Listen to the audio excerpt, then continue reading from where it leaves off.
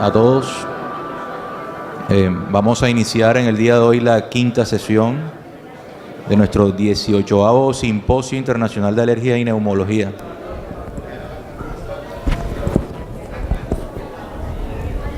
Una sesión dedicada prácticamente a asma. Nuestra primera charla nos acompaña el doctor Eidelman González. El doctor Eidelman es internista neumólogo del Hospital de Clínicas José de San Martín de Buenos Aires y es docente de la Facultad de Medicina de la Universidad Metropolitana de Barranquilla. El doctor Eidelman nos va a acompañar con asma, ¿hacia dónde vamos? Doctor, bienvenido. Muchas gracias. Buenos días a todos. La verdad que estaba bastante preocupado porque sábado a la mañana en la ciudad de Cartagena, después de un viernes donde hay mucha actividad nocturna, pero la verdad me siento muy honrado de que estén acá con nosotros. Muchas gracias por la invitación a los organizadores de este evento, especialmente a la doctora Lucila Flores. A continuación,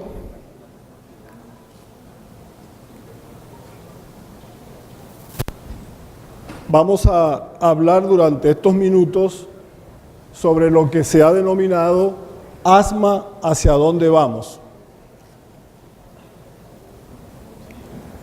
Este es mi conflicto de intereses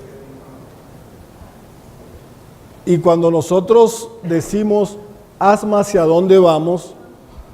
Rápidamente tenemos que pensar que vamos hacia el futuro del asma. Pero entender el futuro del asma, por supuesto, tiene que partir de la base de dónde estamos nosotros en este momento con el tema asma. Y para entender ese hacia dónde vamos y entender el dónde estamos, tenemos que entrar necesariamente a tratar de esclarecer algunos conceptos que son importantes para poder entender nosotros hacia dónde vamos. Y eso parte inicialmente de las cosas, digamos, más básicas en el concepto de asma. La definición, los factores de riesgo, la clínica, la clasificación, la epidemiología, la patogenia, el diagnóstico y el tratamiento. Todo esto parte porque imaginar el futuro del asma es un ejercicio valioso y es el momento de combinar esfuerzos que deben ser desde nosotros los médicos, los investigadores, la industria y por supuesto el manejo terapéutico del asma es particularmente fascinante cuando se explora el punto de vista del paciente. Por eso el cuarto elemento que se requiere para saber hacia dónde vamos no puede dejar de manera excluyente al paciente. Si nosotros hacemos un pequeño recorderis de cómo ha venido siendo el comportamiento del asma a través de la historia, fíjense que ha habido cosas muy elementales, muy básicas que nos han proyectado hacia el futuro del asma. Desde sus inicios, en la antigüedad, el manejo de esta patología se hacía con inhalaciones de humo. Posteriormente se pudo entender que estas inhalaciones de humo tenían una sustancia de la que hoy se fabrica la efedrina, explicando entonces que el efecto benéfico de esas inhalaciones de humo era porque tenían un broncodilatador, entendiendo que desde la época ya se estaba entendiendo entonces que la vía aérea estaba contraída. Posteriormente, por allá a principios del siglo XX, ya se comenzó a hablar de la prevención de los alergenos. En el año 1962 la ATS comienza a hablar de la constricción y la hiperreactividad de la vía aérea y en el 70 se comienza a hablar de la parte inflamatoria del asma como tal y se introducen en la década del 70 los corticoides inhalados, entendiendo para esa época que teníamos una enfermedad con un gran componente de tipo inflamatorio. Y desde entonces, otra serie de situaciones como la adrenalina, la teofilina, en la década del 50 los inhaladores presurizados, y todo esto ha llevado a que hoy podamos decir que el asma en su definición es una enfermedad que tiene un componente de heterogéneo. Y cuando yo veo esa frase, inmediatamente tengo que pensar que me están diciendo que tenemos pacientes con una misma enfermedad, pero que se comportan distintos. Y si esos pacientes se comportan distintos, pero comparten un trastorno que es la limitación al flujo aéreo, debe ser que también tienen un comportamiento distinto en su etiología y en su patogenia. De hecho, entonces, vamos a decir que los síntomas y la obstrucción del paciente con asma pueden resolver inclusive de manera espontánea o con medicamentos, que algunos pacientes pueden estar libres de síntomas por mucho tiempo y que otros experimentan agudizaciones, exacerbaciones que en algunos casos pueden poner en riesgo su vida, y que a pesar de que el paciente esté sin síntomas, la hiperreactividad y la inflamación van a estar acompañándolo. Desde el punto de vista epidemiológico, no sé si recuerdan una publicación que hizo Gina en 2007 donde decía que no existía reciprocidad entre prevalencia y mortalidad, diciendo que los países con mayor prevalencia de asma, como son los países del primer mundo, su mortalidad era baja. Y lo contrario ocurría en los países como el nuestro, que nos llaman y que en vía de desarrollo, en donde la prevalencia no es tan alta, pero la mortalidad sí es alta, sí es elevada.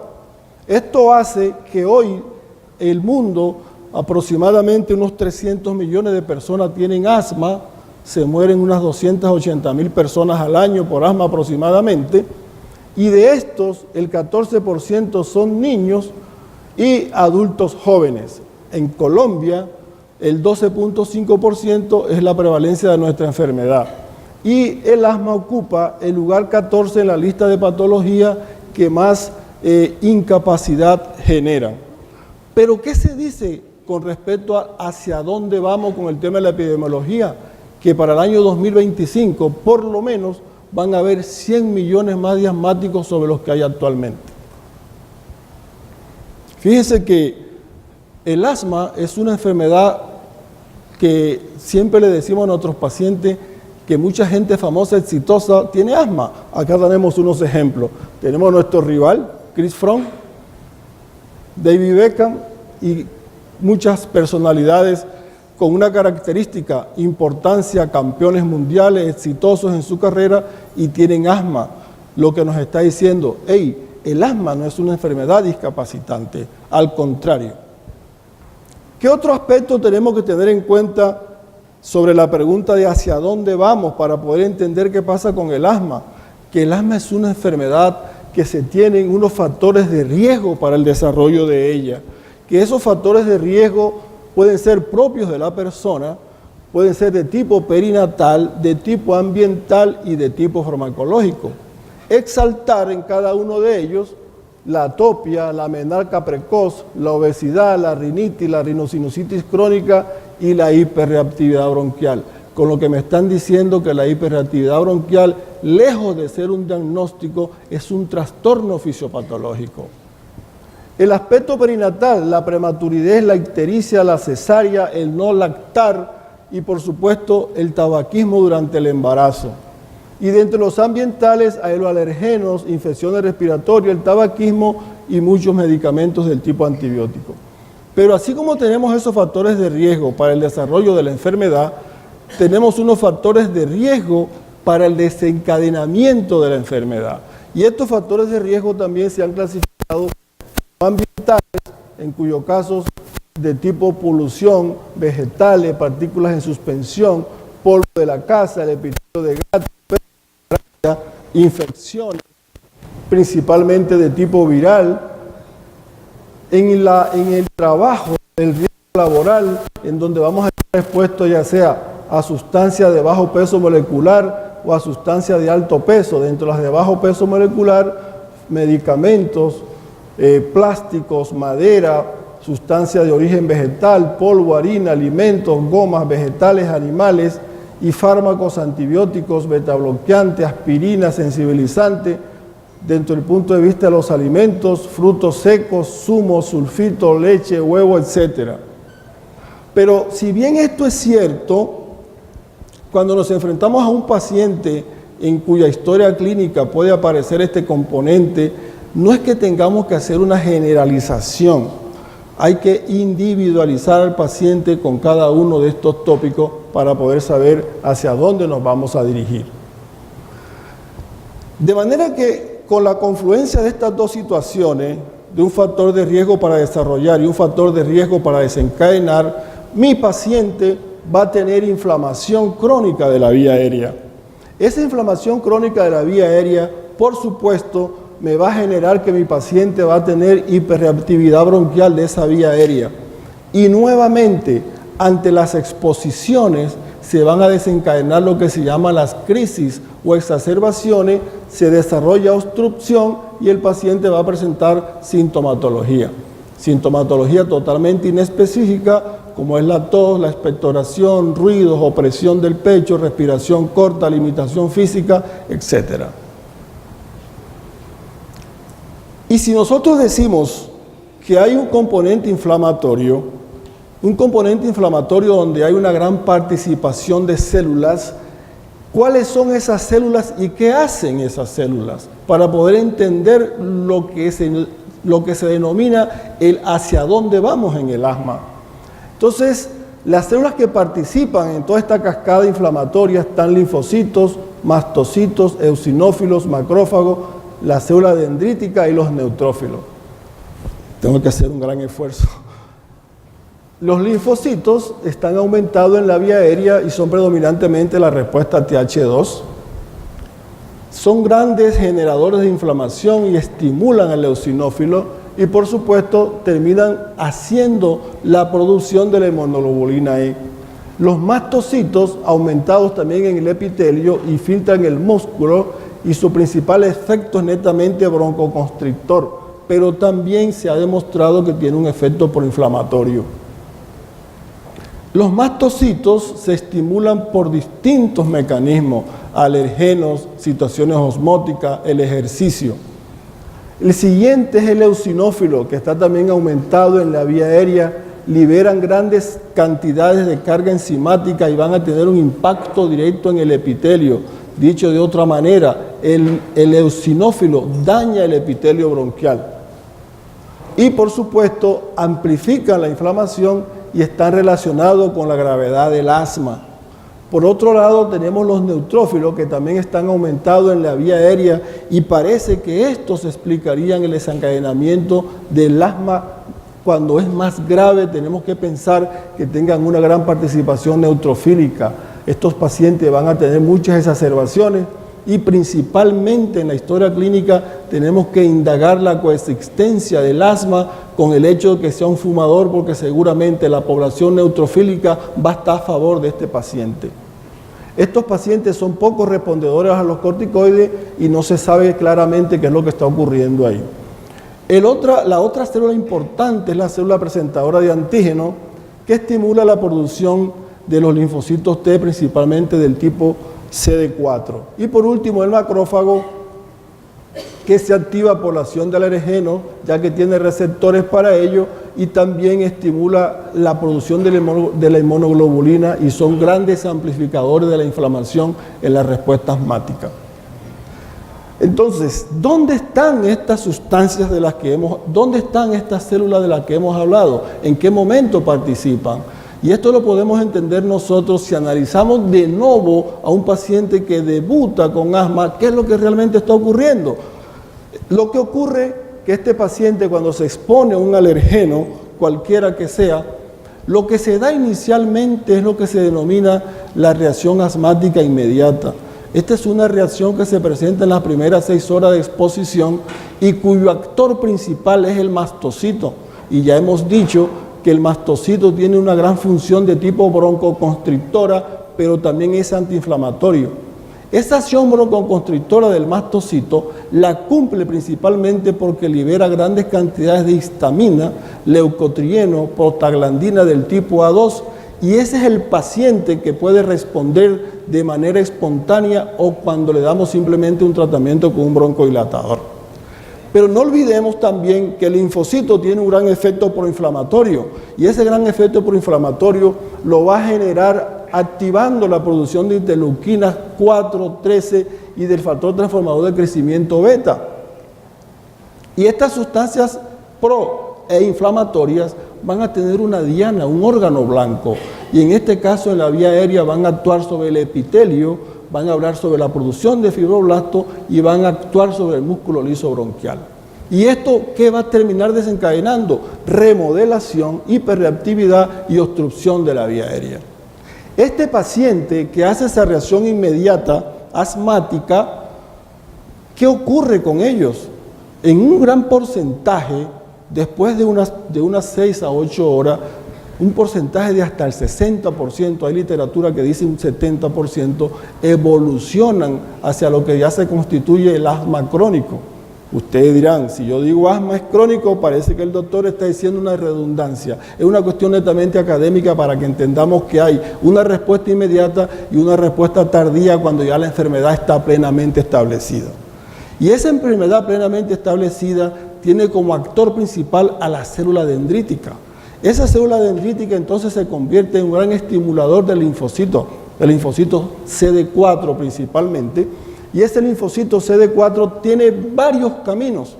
Por un lado, a través de la liberación de la estimulación de la interleuquina 5, estimula el eosinófilo. ¿Y el eosinófilo qué hace? Directamente puede ocasionar daño en el epitelio, ya lo dijimos, ocasionando hiperreactividad, ocasionando remodelación y ocasionando obstrucción.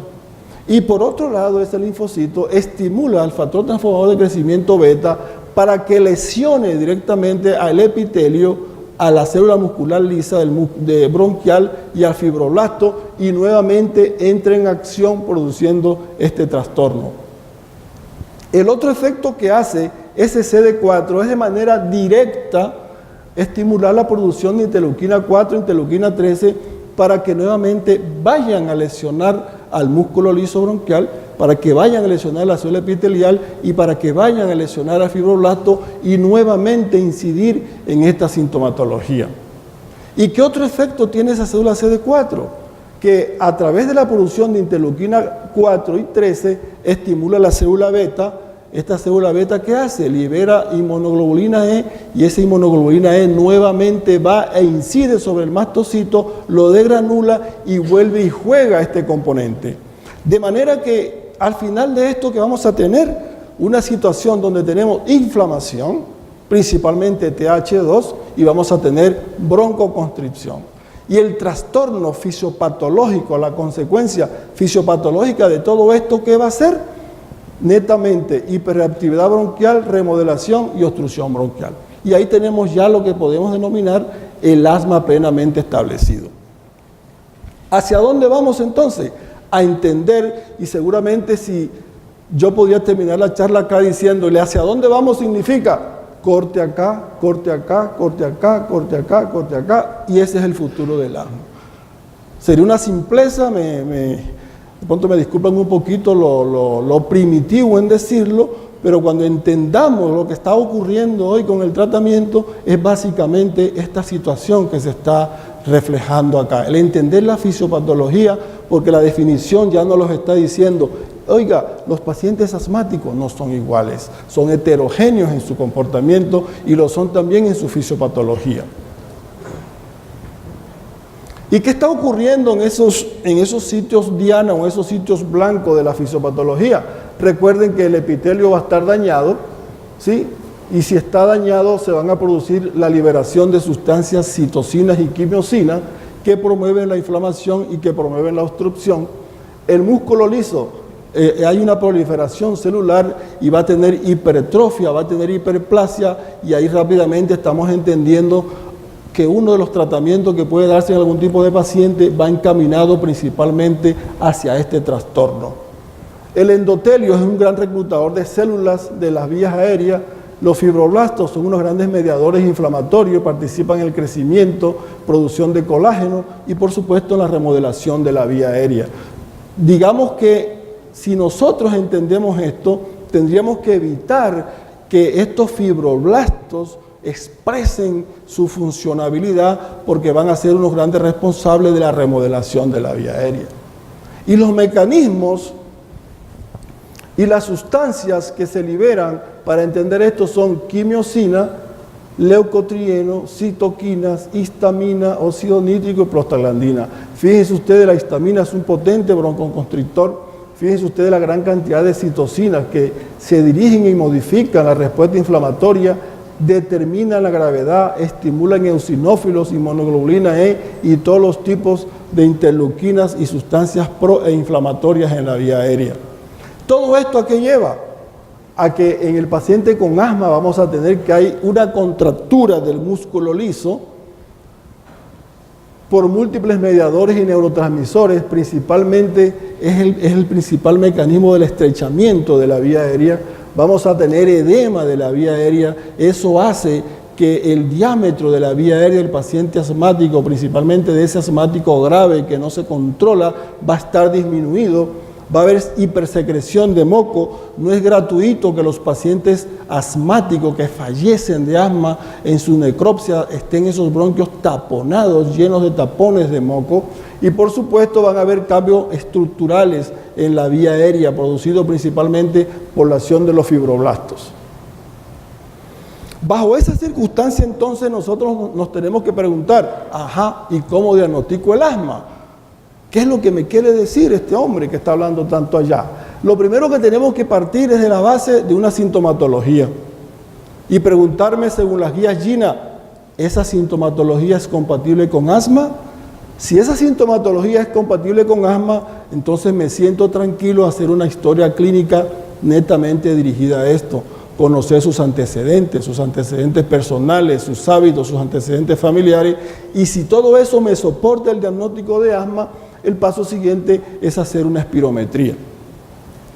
Pero hagamos un alto. Si yo tengo este paciente que me llega a la urgencia con una crisis de asma y yo sospecho que tiene asma, sin tener una espirometría, yo lo debo tratar. Lo debo tratar en la urgencia como tal y posponer la confirmación del diagnóstico, a menos que cuente con una espirometría en el servicio de urgencia y que las condiciones clínicas del paciente permitan que se la haga. ¿Qué voy a buscar en esta espirometría? Voy a buscar la obstrucción, pero más que la obstrucción también va a buscar la respuesta broncodilatadora, porque si usted no tiene obstrucción y tiene respuesta broncodilatadora, ese también es un alto indicativo de que su paciente tiene asma bronquial. Y en la espirometría, la relación B/1, capacidad vital menor del 70%, le está haciendo el diagnóstico. Y si eso es así, usted lo trata. Por supuesto que tiene que pensar en diagnósticos diferenciales, hacer la historia clínica pertinente a los diagnósticos diferenciales y ver si la espirometría en su primer momento no la acompaña en el diagnóstico, haga una prueba terapéutica y después reevalúe. Rápidamente, ¿qué dice la guía española sobre esto? Esta es una espirometría de un paciente obstructivo. La guía española, ¿qué dice? Quiero sintetizarme en una sola cosa en este planteo que hace la guía española, y es la fracción exhalada del óxido nítrico. Las guías españolas dicen que si su paciente tiene obstrucción que no responde al broncodilatador o no tiene obstrucción pero clínica de asma, usted hace una fracción exhalada del óxido nítrico y que si ese resultado es más de 50 partes por billón, su paciente tiene asma. Las guías GINA no avalan este concepto porque dicen que la asociación del feno principalmente es de tipo eosinofílica en esputo y que no diferencia otras reacciones de tipo eosinofílicas, de tipo alérgica con el asma. Entonces, basar el concepto de diagnóstico de asma en el feno, para el que todavía no hay un punto de corte establecido, cada cuánto se deben hacer los controles. Si bien la guía GINA de 2018 dice que el feno te puede orientar hacia el tratamiento con corticoides en pacientes jóvenes, no lo incluye como una prueba importante para el diagnóstico, porque tiene muchas controversias. Pero sí recomienda realizar una eosinofilia tanto en esputo como en sangre, un hemograma, etc. Diagnosticado el paciente, el paso siguiente es poner en práctica lo que dice la definición. Oiga, son heterogéneos, no son iguales los pacientes. Por eso surge el concepto de fenotipo. Y dentro del concepto de fenotipo de asma aparece el asma alérgico, que es el más fácilmente reconocible. Aparece el asma no alérgico, que se presenta en adultos y que no está asociada con alergia. Aparece el asma de inicio tardío. Aparece el asmático que tiene obstrucción fija y me están diciendo, o no solamente no son iguales, sino que comparten diferencias, comparten similitudes con otra patología, porque de acuerdo al daño fibroblástico que pueden tener una obstrucción fija. Me dicen, el asma relacionado con la obesidad. ¿Qué dice GEMA con este tema? GEMA recomienda tener 3 situaciones. Primero, la parte clínica y decir asma grave con exacerbaciones, obesidad, etc. La relacionada con los desencadenantes para hacer los fenotipos, podríamos decir alérgico, asociado a la menstruación, que es un capítulo nuevo que aparece en GINA 2018, el ejercicio y relacionado a situaciones inflamatorias, en cuyo caso diríamos que estamos ante la presencia de un asma eosinofílica, neutrofílica o paucigranulocítica. Hecho ese diagnóstico y hecho esa clasificación de fenotipo, el paso siguiente que tenemos que tener en cuenta es ver la gravedad. Pero esa gravedad, lo que se recomienda por las guías GINA es hacerla teniendo en cuenta el nivel de control y teniendo en cuenta el riesgo futuro que ese paciente va a tener de hacer complicaciones y de hacer exacerbaciones. 3 puntos. Estos pacientes, una vez yo mire el nivel de control, tengo que analizar cuáles son los factores de riesgo para una mala evolución de asma que me lleven a tener exacerbaciones, limitación al flujo y eventos secundarios a los medicamentos. Y para ver el nivel de control, se recomienda que se revise el comportamiento del paciente de sus síntomas las últimas 4 semanas, teniendo en cuenta 4 elementos. Primero, síntomas diarios más de 2 veces a la semana, algún despertar nocturno por asma, necesidad de utilizar medicación de rescate más de 2 veces a la semana y alguna limitación. Si su paciente no cumple con esto, está bien controlado. Si tiene alguno de ellos parcialmente controlado y si tiene de 3 a 4, definitivamente su paciente está mal controlado. ¿Y qué debo tener yo en cuenta entonces para ver qué paciente tiene más riesgo de hacer una evolución desfavorable? Primero, al momento del diagnóstico yo debo dejar consignado cómo es el comportamiento de ese paciente y debe evaluarse periódicamente, sobre todo si hay riesgo de que ese paciente tenga exacerbaciones. Le tengo que hacer un BSUT 1 al momento del diagnóstico y periódicamente cada 3 o 6 meses para registrar cuál es el mejor BSUT 1 de ese paciente y tener ese punto como mi objetivo del tratamiento. Y recuerden que estos riesgos yo los puedo denominar como riesgos independientes que son potencialmente modificables. Si mi paciente tiene al menos uno de estos factores de riesgo, va a tener alto riesgo de exacerbaciones. ¿Qué es lo novedoso acá en las guías GINA 2018?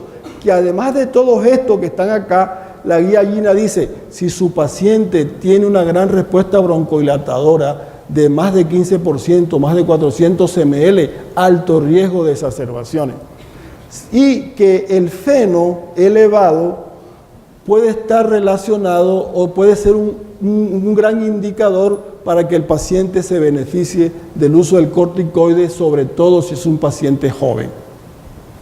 Quiero resaltar acá también el tema de que el gasto, el consumo de un broncodilatador por mes también es un punto importante.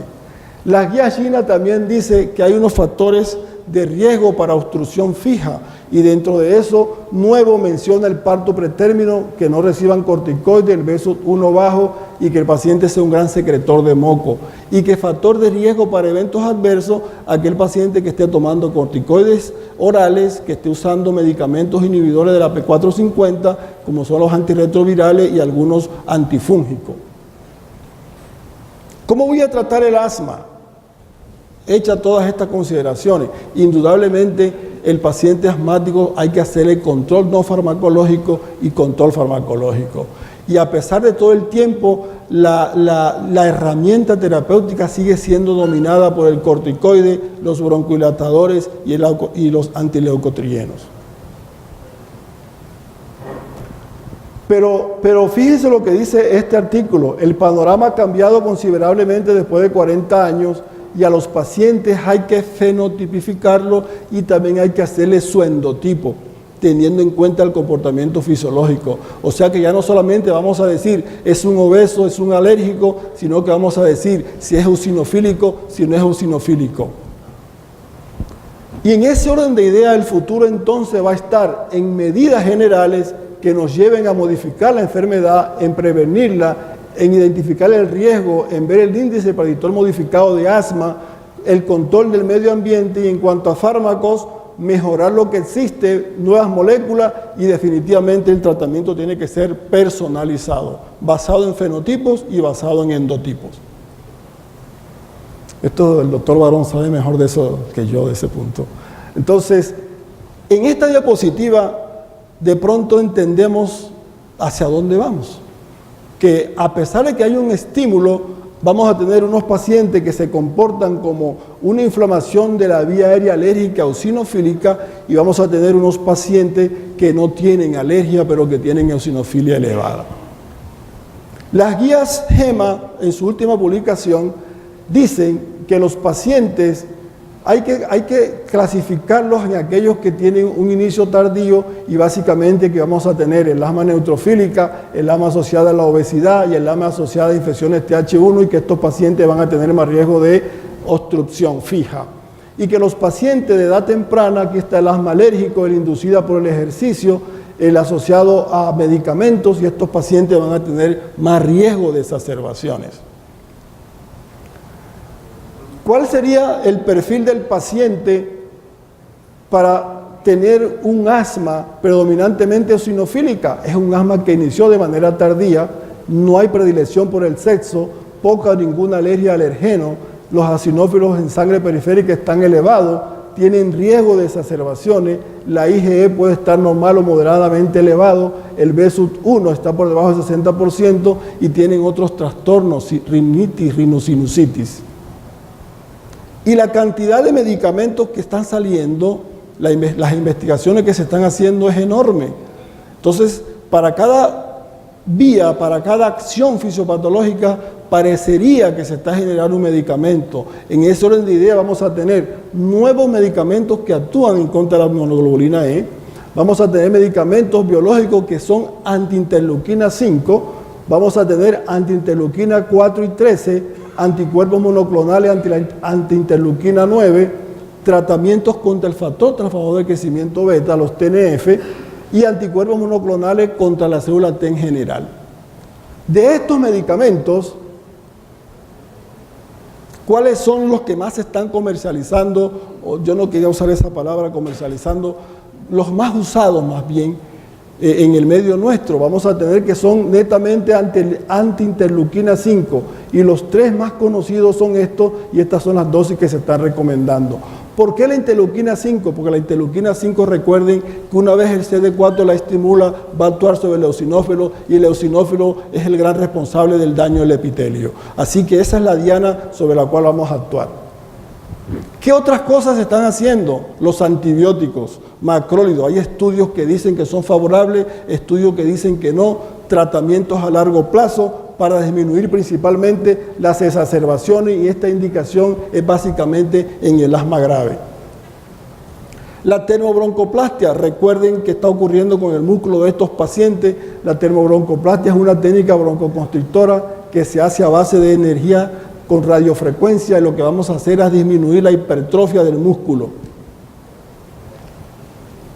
¿Qué dice Gina? Hombre, evalúe su paciente, diagnostique, revise la técnica, lo está haciendo bien, mire las preferencias, mire la sintomatología y vuelva y controle. Y en base a eso estableció el manejo paso a paso. Y en el primer paso dice, droga de elección, SABA.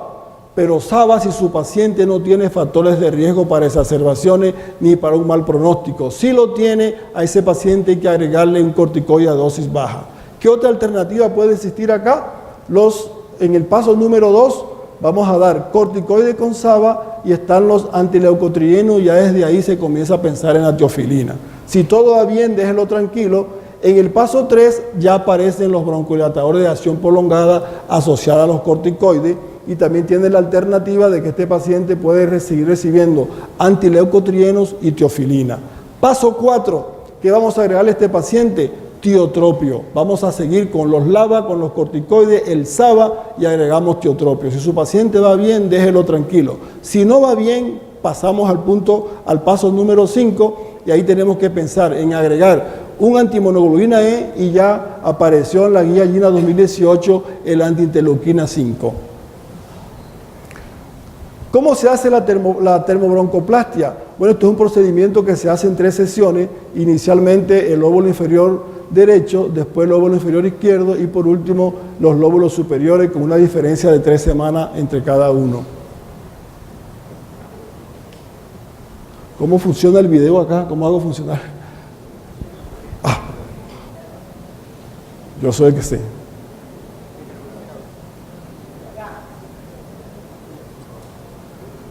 Ahí está, ahí está.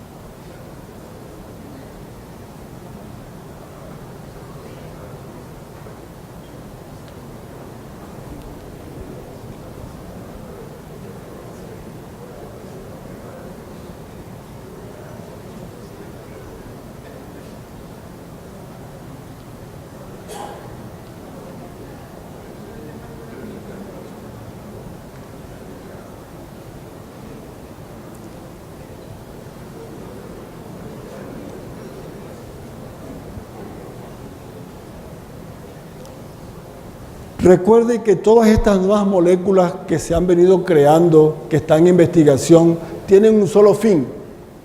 Van dirigidas hacia los linfocitos Th2, tienen como endpoint disminuir exacerbaciones, el control de la enfermedad, la calidad de vida y disminuir hacia donde más se pueda los factores de riesgo para complicaciones, y por supuesto que tenga un impacto en la mejoría de la calidad de vida. Pero a pesar de todos estos esfuerzos que se están haciendo, hay un porcentaje no superior al 5% que siguen sin control de su enfermedad, y es lo que se llamaría asma grave o asma refractaria o asma de difícil control. ¿Cuál es el perfil de un paciente predominantemente eosinofílico? Con el perfil del paciente alérgico. Acá están las condiciones, no me voy a demorar ahí por cuestiones ya de tiempo. Y quiero terminar con esta diapositiva, en donde nuevamente se recalca que más allá de convertirnos en unos recetadores con el tema del asmático, deténgase un segundo, verifique qué está pasando, corrija comorbilidades, fíjese la técnica con que el paciente está utilizando el inhalador. El 80%, las publicaciones dicen que el 80% de los, y que esto no suene soberbio ni arrogante, por favor, de los médicos no neumólogos y del personal que no está dentro de la parte neumológica no sabe usar los inhaladores. Entonces, no siempre estos pacientes lo vemos los neumólogos. Rápidamente tenemos que pensar que entonces van a estar haciendo una mala técnica de su medicamento. Revise esto antes de pasar al paso siguiente. Muchas veces el solo hecho de enseñarle a su paciente a usar un inhalador, dedicarle un minuto, usted le va a mejorar la calidad de vida a ese enfermo. Una vez haga esto, categorice a su paciente teniendo en cuenta el fenotipo y teniendo en cuenta el endotipo. Si es un paciente alérgico, piense en todas las posibilidades que va a tener: omalizumab, interleuquina 5, corticoides orales, y del otro lado va a tener pensar en agregar macrólido, pensar en agregar tiotropio, pensar en agregar la termoplastia, los antagonistas de acción larga de efecto anticolinérgico. Y si es un obeso, por supuesto, lo tiene que someter a un programa de tratamiento de baja de peso. Bueno, espero que la doctora Lucila Flores quede conforme con lo que hemos hecho. Muchas gracias por la atención y quiero concluir con este par de cositas acá. Siempre verifique el diagnóstico, evalúe el cumplimiento y las comorbilidades identifique los pacientes de alto riesgo, cómo es su entorno, que el manejo del asma controlado es difícil y desafiante, que hay que comprender las características del paciente y las opciones de tratamiento en el asma severa se han enriquecido en los últimos años, sobre todo que actualmente se está hablando de lo que se conoce como la triple terapia. Ojalá que fuese en un inhalador único la combinación de un corticoide, un LABA con un LAMA. Muchas gracias.